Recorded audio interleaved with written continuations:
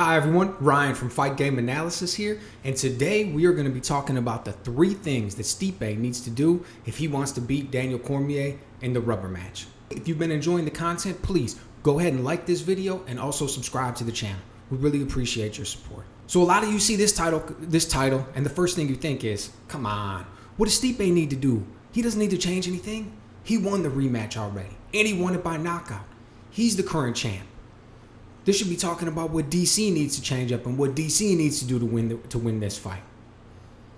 And if you said that, I would understand where you're coming from. But I disagree with you. See, the thing is this. When I look back at both fights, I think that DC won more of the time that they were in the octagon than Stipe. I think he was the one who was getting things done and controlling it in the way that he wanted more.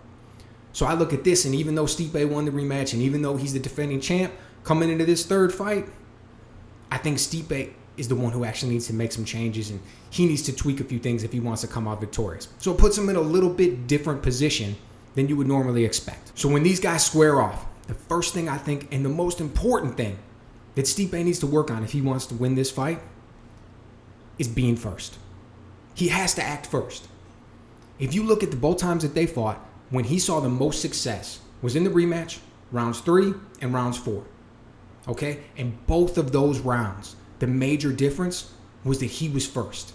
He always acted. Whenever there was an exchange, whenever they were squaring off, whenever they were within striking distance of each other, Stipe took the first action.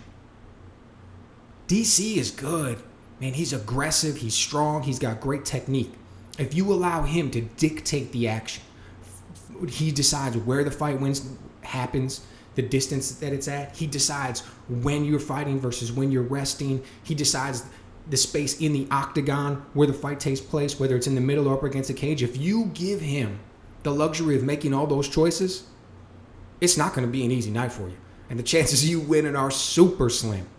So for Stipe to win this one, he has to be first. Whether it's getting off with that left body shot, getting off with the kick, getting off with the jab, the 1-2, whatever it is, he has to act first and bring the fight to Daniel Cormier. Number 2, he needs to counter the counter. Now, DC is a really smart fighter. So if Stipe is following rule number 1, which I just said, which is acting first, DC is going to try to counter him. Stands to reason. So Stipe has to have an answer for that. He has to counter the counter, because otherwise, when DC pulls that counter move, let's say Stipe jabs, DC throws a leg kick. Stipe jabs, DC comes over the top with the right hand, right? If that's it, if that's the exchange, bang, bang, that leaves the momentum and the control right there for that split second in DC's hand, where he can continue to press the action, and then he regains the upper hand. Stipe, again, he can't allow that to happen. He needs to act first, and he needs to counter the counter. So if Stipe is the taller, longer man, he dictates the action, acts first by throwing the jab. DC wants to counter that. Stipe needs to come right back with something else. DC comes over the top with the right hand. Stipe needs to answer with the left hook. DC comes with the low leg kick. Stipe needs to answer with the right hand. He has to have an answer for when DC pulls out that counter move, because DC has a high fight IQ. He's going to be coming with it. And the third thing, and the most difficult thing, I don't even know if he's going to be able to do this, but if he can, the victory's almost in the bag. He needs to try to back Daniel Cormier up. Now, I know what you're thinking. Man, easier said than done. John Jones hasn't done it. Stipe couldn't do it before. What makes you think he's going to be able to go in there and get it done now? And let me be honest. I'm not saying that he's necessarily going to be able to go in there and get it done at this point. I'm saying if he can, and he has been able to do it for small periods in the fight. But if he can, I think it's gonna be a tremendous amount of success for him. Now, how does he do it? First 2 things: acts first, and he counters the counter. And then the third thing is, I think he needs to attempt to mix in some wrestling.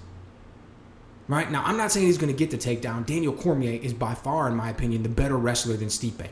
When it comes to just straight wrestling, he's got the credentials, and I believe he's done better in MMA. He's shown better wrestling.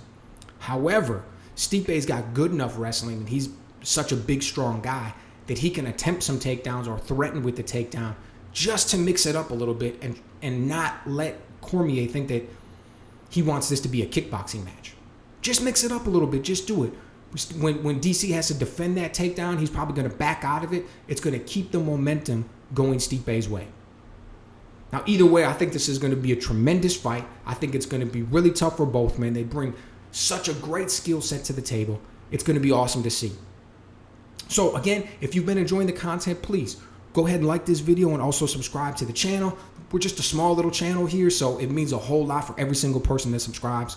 Truly appreciate that. Let me know down in the comments what you think. Who's going to walk away with the victory in this one? What does DC have to do to get it? What's Stipe going to have to do to get the win? Let me know what you guys think.